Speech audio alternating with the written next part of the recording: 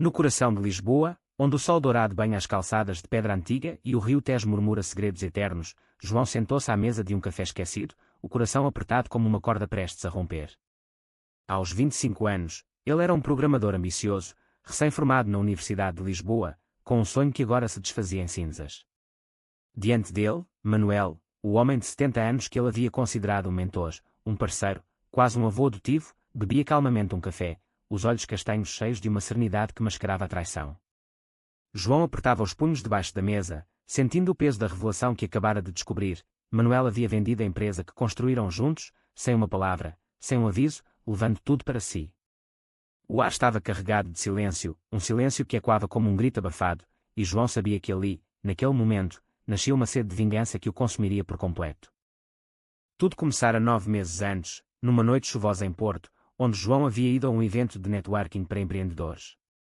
Ele era o típico jovem da geração digital, cheio de energia, com um app inovador para a gestão de pequenos negócios, agendamento, faturação, relações com clientes, tudo numa interface limpa e intuitiva. Formado em engenharia informática, trabalhara 2 anos numa grande empresa de tecnologia em Lisboa, mas largara tudo para apostar no seu sonho. O produto era bom, mas os clientes eram escassos. As chamadas frias, os e-mails, as publicações nas redes sociais, nada funcionava. As poupanças evaporavam-se, e a dúvida corroía-o como o salitre nas muralhas antigas da cidade. O evento era num hotel antigo, com cheiro a vinho do Porto e conversas murmuradas. João, o mais jovem ali, sentia-se um peixe fora d'água entre empresários de meia-idade, donos de adegas e lojas de artesanato. Fez contatos forçados, distribuiu cartões que provavelmente acabariam no lixo. Quando o organizador perguntou se alguém queria apresentar uma ideia rápida, João ergueu a mão, o coração acelerado. Subiu ao palco improvisado e despejou o seu pitch: experiência de utilizador, infraestrutura na nuvem, escalabilidade. Os olhares vidrados, os telemóveis consultados, as saídas discretas para recarregar copos, foi um desastre. Aplausos educados, mas frios, como uma brisa invernal do Atlântico. João sentou-se, as faces ardendo, pronto para fugir. Foi então que Manuel se aproximou. Alto, com cabelos prateados e um sorriso que parecia carregar histórias de uma vida inteira, vestia um casaco de malha simples, contrastando com os fatos dos outros. Foi uma apresentação interessante, disse ele, a voz grave como o fado e quando nas ruas estreitas. João preparou-se para a crítica. Sim, não resultou. Manuel riu baixinho. Não porque o teu produto seja mau. Provavelmente é ótimo. Mas falaste como se estivesses numa sala de engenheiros, não de donos de negócios. João franziu a testa.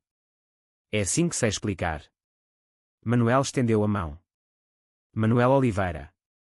E tu és João Mendes. Posso dar-te um conselho que te poupe tempo e dinheiro.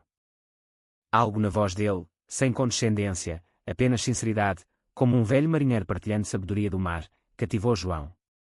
Estás a tentar vender a gente como esta aqui, não é? Donos de pequenos negócios, mais velhos, que construíram as suas vidas tijolo a tijolo. Não confiam facilmente, especialmente em miúdos que parecem saídos da universidade a ditar regras. João assentiu, sentindo o peso da verdade. Então, para te vender como se fosses para os teus amigos. Esquece palavras como escalabilidade. Eles querem saber se isso facilita a vida, se podem confiar em ti para não estragar tudo. Como arranjo isso? Manuel sorriu. Deixas alguém em quem eles confiam explicar. Alguém que fala a língua deles, que construa relações em vez de só fechar negócios. Queres dizer tu?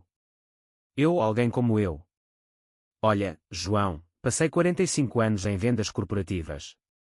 Sei ler uma sala, construir confiança. Tu constróis o produto. Sozinhos, somos inúteis. Juntos, talvez tenhamos algo. Estás a oferecer-te como parceiro. 50-50. Tu tratas da tecnologia, eu das vendas e clientes. Dividimos tudo ao meio. João hesitou, suspeitoso. Por que um homem de 70 anos queria juntar-se a um miúdo de 25? Mas a desesperança venceu. Mostra-me amanhã. Se for bom, fechamos. Se não, apertamos as mãos e adeus. No dia seguinte, num café em Lisboa, João demonstrou o app. Manuel observou, testou, depois disse: é bom, mas complicado para quem ainda imprime e-mails. João defendeu-se, mas Manuel insistiu: simplifica. Foca no que resolve a dor maior, agendamento. João reformulou o fluxo, tornando-o simples como um copo de vinho tinto. Manuel aprovou. Agora podemos vender. O primeiro mês foi um caos. Manuel insistia em reuniões presenciais, chamadas telefónicas, notas manuscritas, métodos antigos como as tradições portuguesas. João via ineficiência, queria zoom, e-mails, velocidade. Brigavam: isto é investimento em relações, dizia Manuel. É perda de tempo, retrucava João. Mas fecharam o primeiro cliente, um dono de uma pequena adega no Douro. Manuel ouviu as dores dele, focou no simples, e o homem ensinou. João viu o valor, mas o ressentimento crescia devagar, como uma ferida infeccionada. Aos poucos, entraram num ritmo. Manuel arranjava reuniões, construía report, João demonstrava, suportava. Aprenderam um com o outro, João a escutar, Manuel a entender tecnologia.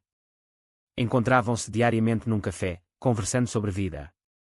Manuel contara da viúva recente, Maria, morta há 2 anos, 3 filhos dispersos por Portugal e Europa. Senti-me invisível, como um barco à deriva sem porto, confessou. João sentia uma ligação, mas o ciúme surgia, Manuel ganhava o crédito das vendas, enquanto João suava no código. 8 meses depois, uma reunião com um investidor em Lisboa mudou tudo. O homem, de meia-idade, elogiou o produto, ofereceu €500.000 para escalar. Mas olhou para Manuel, sem ofensa, mas num startup, alguém da tua demografia pode não encaixar. Talvez transitar para fora, trazer alguém jovem. João explodiu em defesa, mas Manuel sorriu: agradeço o feedback. Saíram sem o investimento. No carro, Manuel disse: viraste as costas a $500.000 por mim. João assentiu, mas dentro dele, uma semente de dúvida brotava: será que Manuel valia o sacrifício? A traição veio como um soco no estômago. João descobriu acidentalmente, num e-mail mal encaminhado, Manuel negociara secretamente a venda da empresa a um concorrente maior, por uma soma que o deixaria rico, cortando João fora.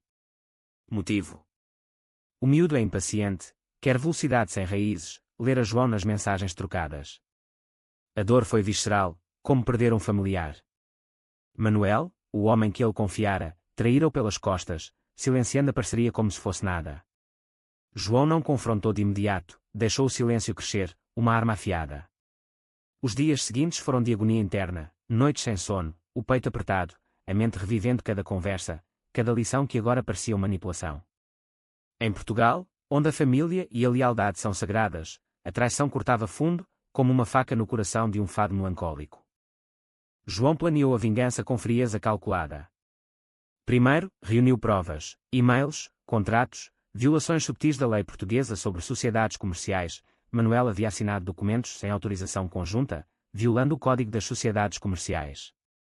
Contactou advogados discretamente, usando o conhecimento que Manuel lhe ensinara sobre relações. Mas não parou aí, a dor pedia mais. Descobriu segredos de Manuel, uma dívida antiga com o fisco, por evasão fiscal numa venda anterior, algo que o velho escondera.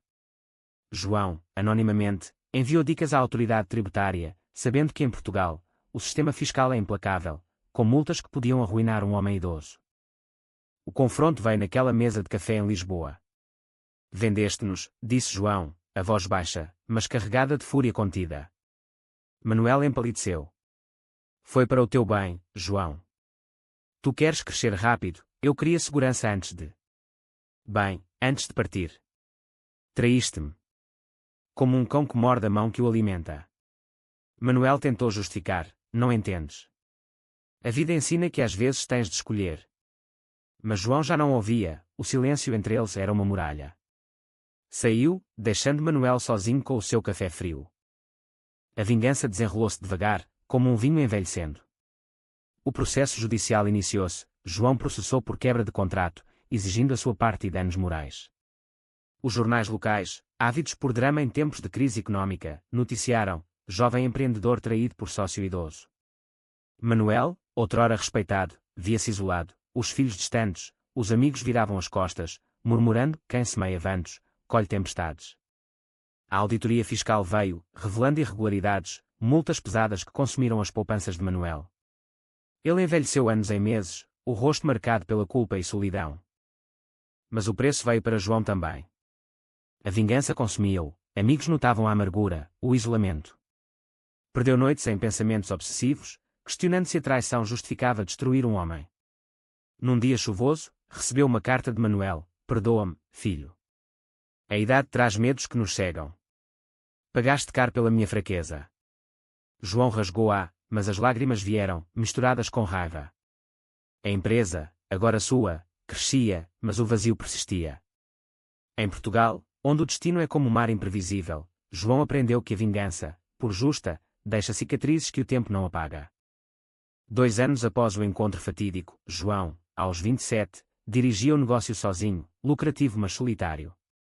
Manuel, aos 72, vivia recluso numa casa modesta no Porto, visitado raramente pelos filhos. A parceria que prometera tanto terminar em ruínas, prova de que a traição silencia não só palavras, mas almas. João olhava o Tejo, perguntando-se se valera a pena. A vingança trouxera justiça, mas o custo, a perda da inocência, da confiança, era um fardo pesado como as colinas de Lisboa.